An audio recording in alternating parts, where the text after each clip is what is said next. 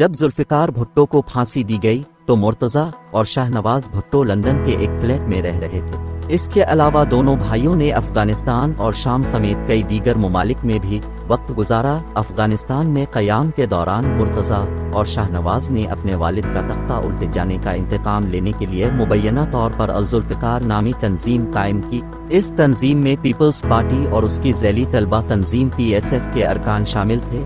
اس وقت کے اخبارات کے جائزے سیاستدانوں، پولیس اور سرکاری اداروں کے موجودہ اور سابق افسران کی غیر رسمی گفتگو کے مطابق الذوالفقار مرتضیٰ بھٹو ان کے ساتھیوں نے قائم کیا نہیں، مگر یہ تنظیم وجود ضرور رکھتی تھی اور پاکستان کے ریاستی اداروں کے پاس اطلاعات اور شواہد تھے کہ الذوالفقار کے رابطے انڈین اور افغان خفیہ اداروں سے بھی تھے۔ الذوالفقار نے مزاحمت کے لیے مسلح جدوجہد کا راستہ اپنایا اور 2 مارچ 1981 کو PIA کی پشاور جانے والی پرواز PK 326 کو ہائی جیک کرنے کی ذمہ داری قبول کی۔ کراچی سے پشاور کے لیے روانہ ہونے والی یہ فلائٹ کابل لے جائی گئی، جہاں فوجی افسر میجر طارق رحیم کو جہاز پر ہی قتل کر کے ان کی لاش رن وے پر پھینک دی گئی۔ ان ہائی جیکرز نے جنرل ضیاء کی فوجی حکومت کو دھمکی دی کہ جن 53 افراد کی رہائی کا وہ مطالبہ کر رہے تھے، اگر انہیں رہا نہ کیا گیا تو جہاز میں سوار تمام 143 افراد کو ہلاک کر دیا جائے گا۔ 13 دن تک جاری رہنے والی یہ ہائی جیکنگ اس وقت ختم ہوئی جب ہائی جیکرز کے مطالبات کی منظوری کے بعد مسافروں کو رہا کر دیا گیا۔